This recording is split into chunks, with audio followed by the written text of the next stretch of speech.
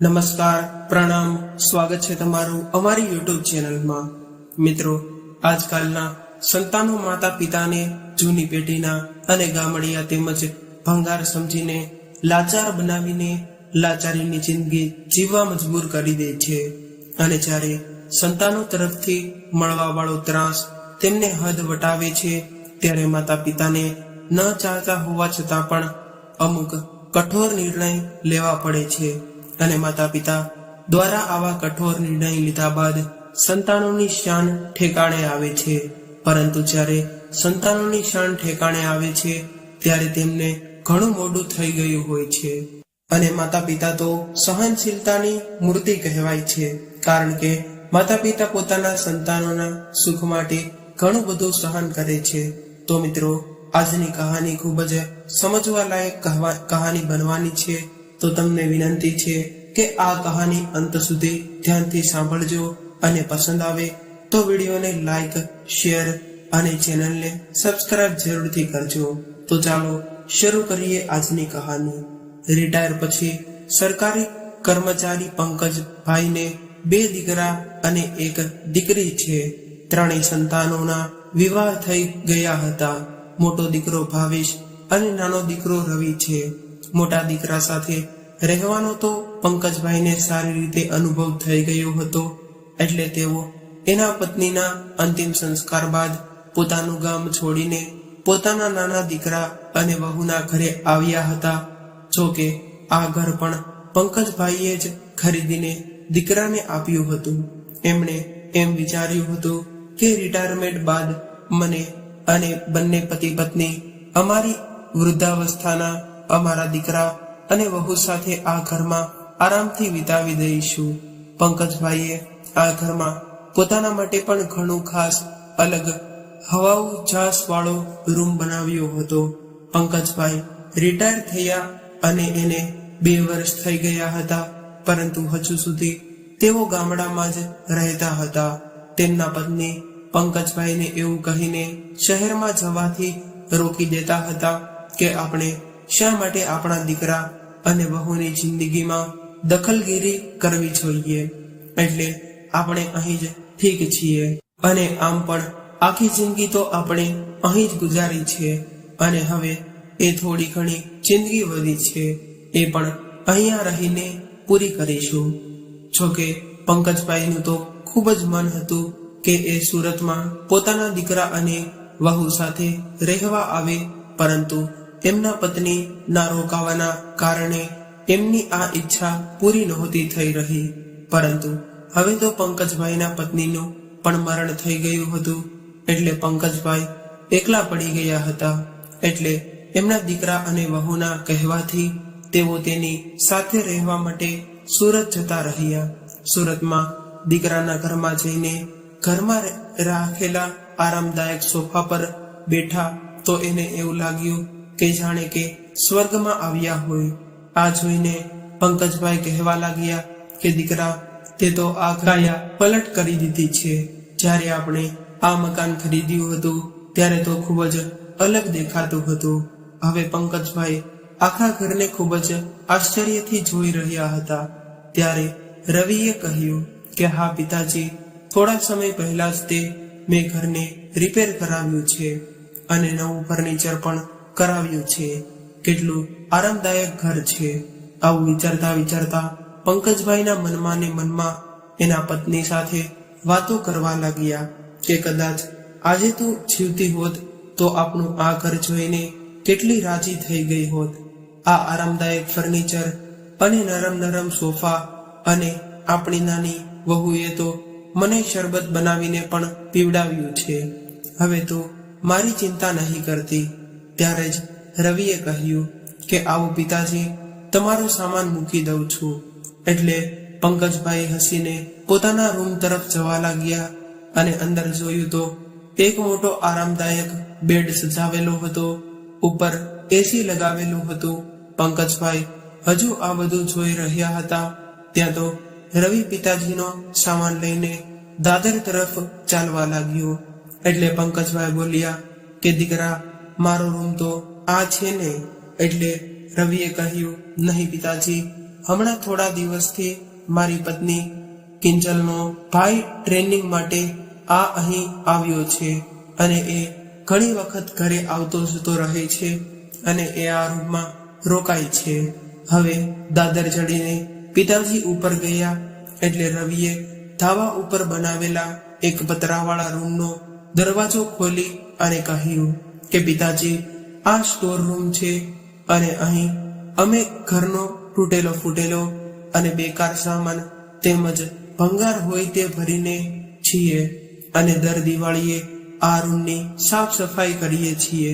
અહીં ઉપર જ તે એક બાથરૂમ અને ટોયલેટ પણ બનાવ્યું છે. ત્યારે પંકજભાઈએ જોયું કે આ તો સ્ટોર રૂમમાં જ એક ખાટલો પડ્યો હતો. ત્યારે રવિએ કહ્યું કે આ રૂમમાં અત્યારે કોઈ ખાસ સામાન નથી પડ્યો, એટલા માટે તમારા રહેવાની વ્યવસ્થા આ રૂમમાં જ કરી છે. આટલું કહીને રવિએ આ ખાટલા ઉપર પંકજભાઈનો સામાન મૂકી દીધો અને હવે આ બધું જોઈને પંકજભાઈના પગ નીચેથી જમીન સરકી ગઈ અને પોતાની આંખો અને કાનો પર વિશ્વાસ નહોતો આવી રહ્યો. એને એવું લાગી રહ્યું હતું કે કોઈએ એને 10 માળની બિલ્ડિંગ પરથી જઈને નીચે ત્યાંથી ધક્કો મારી દીધો હોય. પંકજભાઈએ પાછું વળીને જોયું તો રવિ પોતાનું કર્તવ્ય નિભાવીને એમને એકલા છોડીને નીચે જતો રહ્યો હતો અને આ બધું જોઈને પંકજભાઈને ખુદને સાંભળવા મુશ્કેલ થઈ ગયા હતા.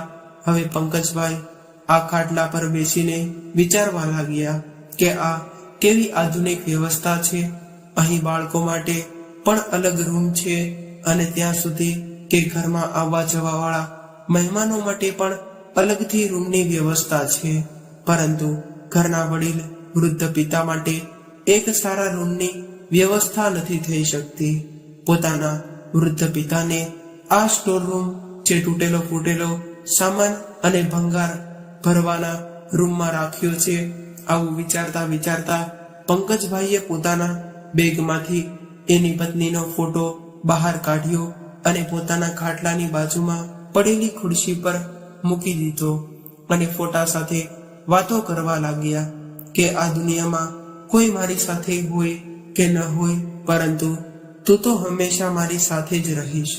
આવું વિચારતા વિચારતા પંકજભાઈની આંખોમાંથી આંસુ નીકળવા લાગ્યા અને પાછા વિચારે ચડી ગયા કે હું મારી 35 વર્ષની નોકરી પૂરી કરીને સરકારી નોકરીમાંથી રિટાયર થયો હતો ત્યારે મેં આવો દિવસ પણ જોવો પડશે એવી કલ્પના પણ નહોતી કરી. એ સમયે હું જ્યાં પણ રહેતો હતો ત્યાં લોકો સાહેબ સાહેબ કહીને મને કેટલું સન્માન આપતા હતા અને આટલી બધી ઇજ્જત મેળવીને મારું માથું ગર્વથી ઊંચું રહેતું હતું. મને મારું ગામ છોડવાનું મન તો નહોતું થતું, પરંતુ મારી પત્નીના મરણ બાદ મારા બંને દીકરાઓની દલીલો સામે મારે સમર્પણ કરવું પડ્યું. દીકરાઓએ કહ્યું હતું કે અમે આમ પણ બીમાર રહો છો અને અહીં ગામમાં એકલા કેવી રીતે રહેશો, તમને ખાવાનું કોણ બનાવી આપશે, અને આવી ઘણી બધી વાતો કરીને ગામ છોડીને શહેરમાં આવવા માટે મને મનાવી લીધો અને લઈ આવ્યા અને મને અહીંયા ભંગાર સમજીને ભંગારખાનામાં રહેવા માટે મારી પણ મતી પણ મરી ગઈ હતી કે હું ગામમાં રહેલું સારું મકાન અને જમીન વેચવા માટે એક પ્રોપર્ટી ડીલરને કહીને આવ્યો છું, નહીં હજુ હું ભંગાર નથી થયું. આવું વિચારીને પંકજભાઈએ પોતાના આંસુ લૂછ્યા અને હાથ મોઢું ધોઈને નીચે ઉતરવા લાગ્યા. નીચે બધા ખૂબ જ જોર જોરથી હસી રહ્યા હતા. એવો અવાજ આવી રહ્યો હતો કે હવે પંકજભાઈએ દાદરેથી નીચે ઉતરતા સમયે જોયું કે રવિ અને એની પત્ની અને એના શાળા સાથે મજાક મસ્તી કરી રહ્યો હતો અને આ લોકો સાંજની ચા નો આનંદ લેતા ખૂબ જ હસી રહ્યા હતા.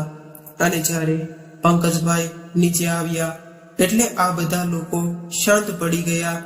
પંકજભાઈ પણ એના દીકરા અને વહુ સાથે બેસીને આનંદથી ચા પીવા માંગતા હતા, એની પાસે હસવા માંગતા હતા, પરંતુ આ લોકો તો પંકજભાઈને જોઈને પહેલાથી જ શાંત થઈ ગયા. એટલે પંકજભાઈનું મન વધારે ઉદાસ થઈ ગયું અને જોયું તો રવિના બંને બાળકો પાર્કમાં જવા માટે જીદ કરી રહ્યા હતા. એટલે પંકજભાઈ બાળકો સાથે પાર્કમાં જતા રહ્યા. બાળકોને પાર્કમાં આનંદથી રમતા જોઈને પંકજભાઈ થોડા સમય માટે પોતાનું દુઃખ ભૂલી ગયા અને બાળકો સાથે બાળક બનીને એની સાથે મસ્તી કરવા લાગ્યા. હવે ધીરે ધીરે પંકજભાઈને શહેરમાં રહેવાની આદત પડવા લાગી, પરંતુ એ સારી રીતે મહેસૂસ કરી રહ્યા હતા કે એના દીકરા રવિને પંકજભાઈની ઉપસ્થિતિમાં અકળામણ મહેસૂસ થઈ રહી હતી. ગામડેથી આવેલા પંકજભાઈ રવિને આ શહેરી માહોલમાં એક ગામડિયા છે એવું પ્રતીત થઈ રહ્યું હતું. એક દિવસ એની ઓફિસથી એના મિત્રો ઘરે આવ્યા હતા. ત્યારે જ પંકજભાઈ લુંગી અને બંડી પહેરીને સોફા પર બેઠા હતા.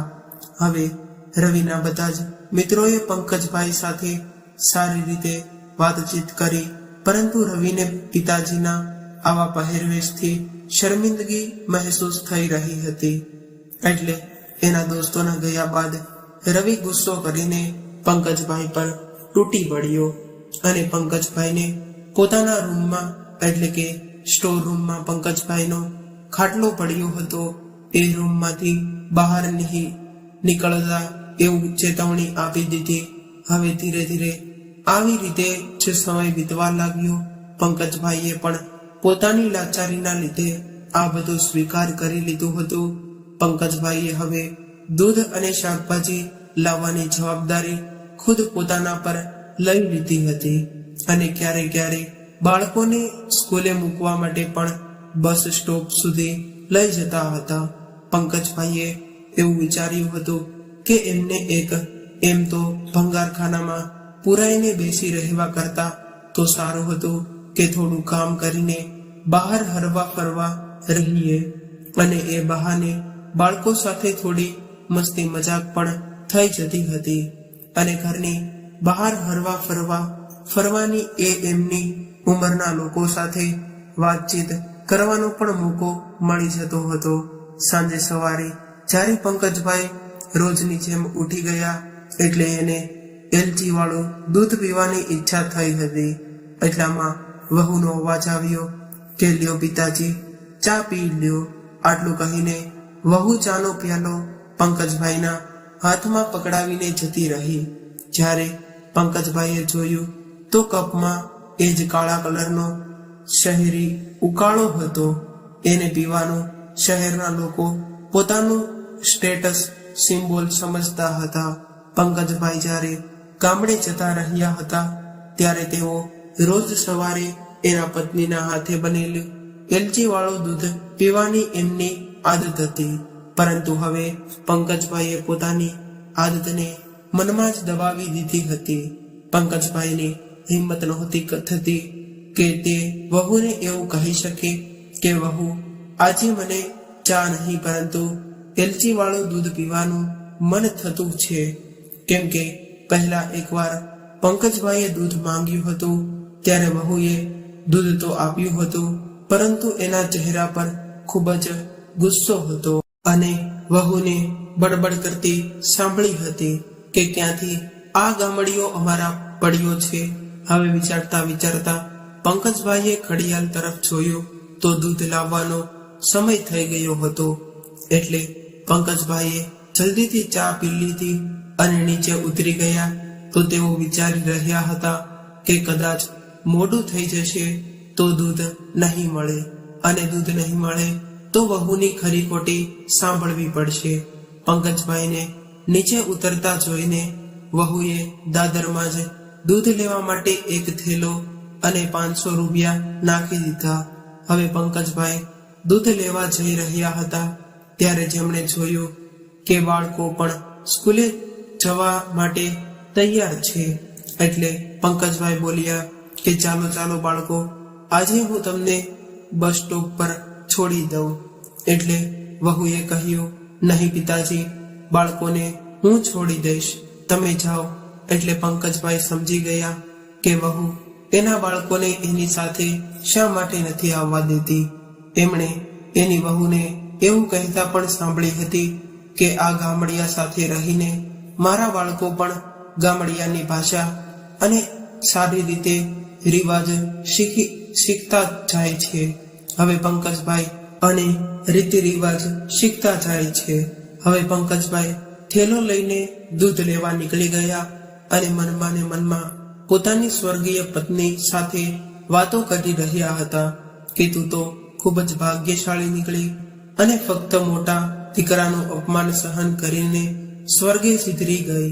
ત્યારે જ પંકજભાઈના મનમાં ને એના મોટા દીકરાના ઘરે વિતાવેલા થોડા સમયની દિવસોની કડવી યાદ તાજા થઈ ગઈ કે કેવી રીતે મોટી વહુ ખાવાનો સામાન પણ છુપાવીને રાખતી હતી, કેમ કે અમે વૃદ્ધ લોકો એનું ખાવાનું ન ખાઈ લઈએ. એક દિવસ હું સોફા પર બેસીને અખબાર વાંચતા દાંતણ ચાવી રહ્યો હતો ત્યારે જ મારા મોટા દીકરાએ એવું કહી દીધું હતું કે પિતાજી, આ શહેર છે, તમારું ગામ નથી. તમારે દાંત સાફ કરવા હોય તો બાથરૂમમાં જઈને કરો અને જોઈને મારા બાળકો શું શીખશે.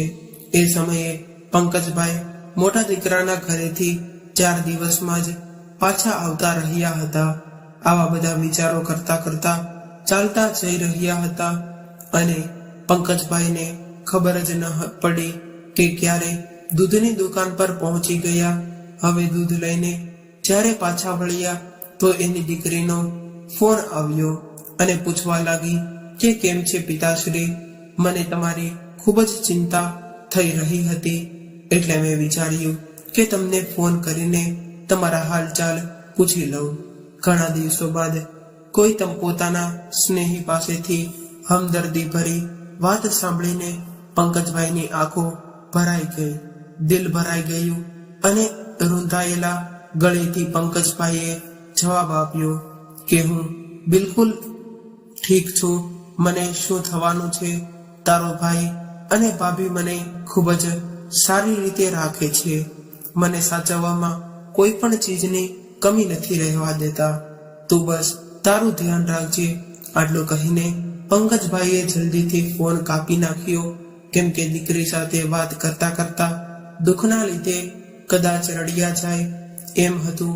અને પંકજભાઈ પણ શું વીતી રહ્યું હતું એ તો તે એને ખુદને જ જાણતા હતા, પરંતુ એ એની દીકરીને આ બધું કહીને દીકરીને દુઃખી કરવા નહોતા માંગતા.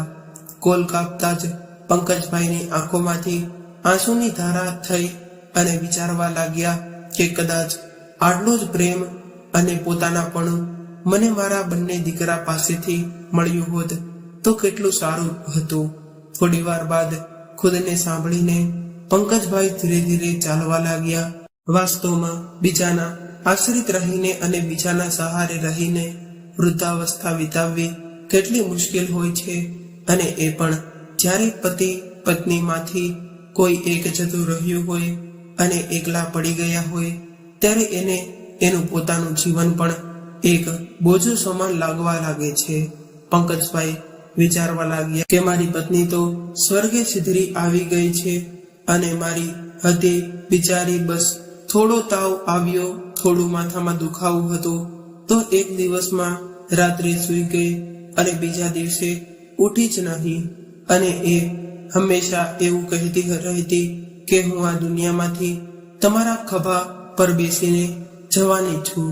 સારું થયું એ મારા પહેલા જતી રહી, અને કદાચ હું એના પહેલા જતો રહ્યો હોત અને એ એકલી રહી ગઈ હોત તો આ સ્વાર્થી દુનિયામાં એની શું હાલત થઈ હોત. શું હું તો અપમાન ના ઘૂંટાળે પીને આ લોકો સાથે જેમ તેમ કરીને જીવી રહ્યો છું. પોતાની પીડા અને વેદના પોતાના જ દિલમાં છુપાવીને પંકજભાઈ ઘરની બહાર આવીને ઊભા રહી ગયા. થોડા ઉતાવળ ચાલવાના લીધે એને શ્વાસ ચડી ગયો હતો, એટલે થોડી વાર માટે એ દરવાજા પર ઊભા રહી ગયા. અને જ્યારે ડોલબેલ વગાડવા માટે હાથ લાંબો કર્યો ત્યારે જ અંદરથી આવતો અવાજ એના કાને પડ્યો કે તમે પિતાજીને અહીંથી લઈ જવાનું મોટા ભાઈને કેમ નથી કહેતા? અને આમ પણ પિતાજી અહીં આવ્યાને 6 મહિના થઈ ગયા છે અને પિતાજીની પ્રોપર્ટીમાં તો મોટા ભાઈનો પણ ભાગ લેવાના છે ને.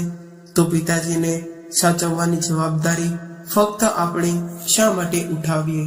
વહુનો અવાજ બહાર સુધી આવી રહ્યો હતો ત્યારે રવિ બોલ્યો કે તું શા માટે ચિલ્લાઈ રહી છો? તો મોટા ભાઈને ફોન તો લગાવી રહ્યો છું. હવે રવિનો ફોન લાગ્યો હતો અને રવિ કહેવા લાગ્યો, અરે મોટા ભાઈ, પિતાજીનું શું કરવાનું છે? મતલબ કે એ અમારા ઘરે આવ્યા તેના 6 મહિના થઈ ગયા છે, પરંતુ તમે અને ભાભી તો એને અહીંથી લઈ જવાનું નામ જ નથી લેતા. હવે તમારો વારો છે એને સાચવવાનો, એટલે જેમ બને એમ જલ્દીથી એને અહીંથી લઈ જાઓ. એના લીધે મારા ઘરમાં રોજ માથાકૂટ થાય છે. આ બધું સાંભળીને પંકજભાઈના દિલમાં એક જોરદાર ઝટકો લાગ્યો. એટલે તેઓ દૂધની થેલી અને વધેલા પૈસા દરવાજાની બહાર જ મૂકી અને લડથડાતા પગે ચાલીને ઘરની સામે જ આવેલા એક પાર્ક સુધી જતા રહ્યા. અને પાર્કમાં જઈને બાકડા પર બેસીને વિચારવા લાગ્યા કે કદાચ મારી કિસ્મતમાં જ આવા દિવસો જોવાના લખ્યા હશે. આમાં બીજાના ઘરેથી આવેલી વહુને શું દોષ આપવો, જ્યારે મારા ખુદના દીકરાઓ જ આટલા સ્વાર્થી નીકળ્યા છે? આવું વિચારીને પંકજભાઈ ત્યાં બેસીને પોતાની લાચારી પર રડવા લાગ્યા. ત્યારે જ પંકજભાઈના ગામમાંથી તેના મિત્ર તેમજ પ્રોપર્ટી ડીલર નવીનભાઈનો ફોન આવ્યો અને એને જ પંકજભાઈએ પોતાના ગામમાં રહેલું મકાન અને જમીન વેચવાની જવાબદારી આપી હતી. ફોન ઉઠાવ્યો એટલે નવીનભાઈ કહેવા લાગ્યા કે અરે પંકજભાઈ, કેમ છો? તમે મજામાં છો ને? અને તમને એ જણાવવા ફોન કર્યો છે કે તમારા ગામમાં રહેલા મકાનના ગ્રાહક મળી ગયા છે. આ સાંભળ્યું એટલે પંકજભાઈ તો પહેલેથી જ પોતાના દીકરાઓ દ્વારા આપવામાં આવેલા દુઃખથી પૂરી રીતે તૂટી પડ્યા હતા. એટલે ધીમા અવાજમાં કહેવા લાગ્યા કે નવીનભાઈ, હું ગામમાં પાછો આવી રહ્યો છું. અને આવી રીતે જ પંકજભાઈએ નવીનભાઈને પોતાના જ પર વીતેલી બધી જ વાત જણાવી. થોડી વાર બંને મિત્રોએ વાત કર્યા બાદ પંકજભાઈએ એક નિર્ણય કર્યો અને મનમાં ને મનમાં એમણે નક્કી કરી લીધું હતું. એટલે ખૂબ જ હિંમતથી પંકજભાઈ પોતાના દીકરા રવિના ઘર તરફ ચાલવા લાગ્યા. ઘરે પહોંચીને ડોરબેલ વગાડ્યો એટલે દરવાજો ખોલીને નાની વહુ ચિલ્લાવા લાગી કે પિતાજી, તમે તો કેટલા લાપરવાહ નીકળ્યા.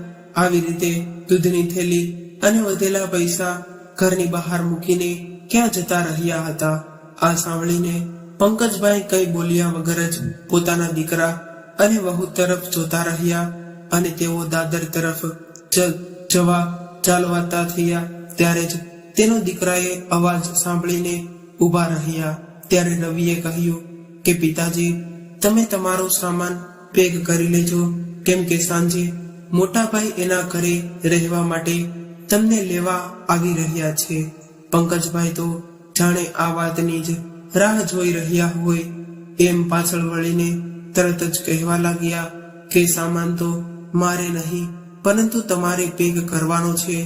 ત્યારે વહુએ કહ્યું, શું મતલબ છે તમારો? તમે કહેવા શું માંગો છો? એટલે પંકજભાઈએ કહ્યું કે હમણાં તમને મતલબ પણ સમજાવી દઉં છું. કદાચ તમે લોકો ભૂલી ગયા છો કે આ મકાન મેં ખરીદ્યું હતું. મારી મહેનતની કમાણીથી આ મકાન લેતી વખતે મેં એવું વિચાર્યું હતું કે આપણે બધા સાથે રહીશું, પરંતુ તમે લોકોએ તો આ ઘરના માલિક ને જ પરાયો સમજો છો. અને આજે પણ આ ઘર મારા નામ પર છે અને ઘરમાં કોણ રહેશે અને કોણ નહીં રહે એ હું નક્કી કરીશ. તમે લોકો નહીં, મારી રાત દિવસની મહેનત અને મારા પરસેવાની કમાણીના પૈસાથી ખરીદેલા ઘરમાં મને જ પતરાવાળી અને ભંગાર ભરવાની રૂમમાં રહેવા માટે મજબૂર કરો છો. અને તમે ખુદ તો આલિશાન બેડ અને એર કન્ડિશનરની હવા ખાવ છો. બસ બહુ થઈ ગયું બધું. હવે હું તમને 1 મહિનાનો સમય આપું છું. 1 મહિનામાં મને આ મકાન ખાલી કરી આપજો. પિતાજીની આ વાત સાંભળીને રવિ તરત જ બોલ્યો કે શું તમે એકલા જ આ મકાનમાં રહેશો? એટલે પંકજભાઈએ કહ્યું કે નહીં, હું આ મકાનને વેચીને પાછો મારા ગામમાં જઈ રહ્યો છું. મારા જૂના મકાનમાં અને એ મકાનમાં મારી અને મારી પત્નીના આખા જીવનની યાદો વસેલી છે અને ત્યાં રહીને હું મારા જૂના મિત્રો સાથે બેસીને મારા સુખ દુઃખની વાતો તો કરીશ. પંકજભાઈની આવી કડક વાતો સાંભળીને દીકરો અને વહુ હાથ જોડીને કહેવા લાગ્યા કે પિતાજી, તમે તો અમને એક પળમાં જ પરાયા કરી દીધા. આવો કઠોર નિર્ણય કરતા પહેલા તમે એકવાર પણ ન વિચાર્યું કે 1 મહિનામાં અમે તમારા માટે રહેવાની વ્યવસ્થા કેવી રીતે કરીશું? એટલે પંકજભાઈ બોલ્યા કે પરાયા કોણે કર્યા છે એ તમે ક્યારે આરામથી બેસીને વિચારી કરજો. અને હું તમારો પિતા છું અને તમારો આ પિતાજી હજુ એકલો કઠોર દિલ નથી બન્યો.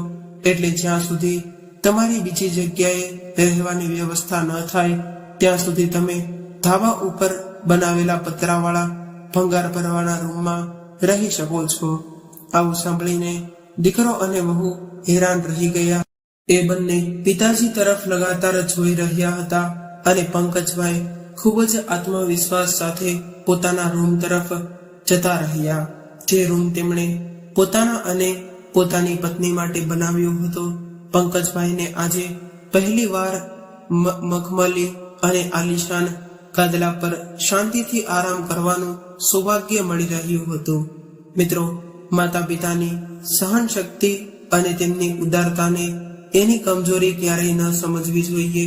કારણ કે માતા પિતા હંમેશા એવું ચાહતા હોય છે કે એના સંતાનો સુખી અને સમૃદ્ધ બને, પરંતુ સંતાનોએ પણ એ ન ભૂલવું જોઈએ કે એ આજે સુખ અને સમૃદ્ધિ વાળું જીવન જીવી રહ્યા છે તો તેની પાછળ માતા પિતાએ કરેલી અથાગ મહેનત અને પરિશ્રમ હોય છે. માતા પિતાએ કરેલા પરિશ્રમના ફળ સ્વરૂપે સંતાનો આરામદાયક જિંદગી જીવી શકે છે અને માતા પિતાને અંત સમયે લાચાર બનાવીને હેરાન પરેશાન કરનારા સંતાનોને અંતમાં ખુદને ખુદી દુઃખી અને લાચાર થવું પડે છે. કારણ કે આપણે કરેલા કર્મોનું ફળ આપણે ખુદ જ ભોગવવું પડે છે. તો મિત્રો, આજની કહાની તમને કેવી લાગી કોમેન્ટમાં જરૂર જણાવજો. પસંદ આવી હોય તો વિડીયોને લાઈક, શેર અને નવા હોય તો ચેનલને સબસ્ક્રાઇબ કરજો. હર હર મહાદેવ.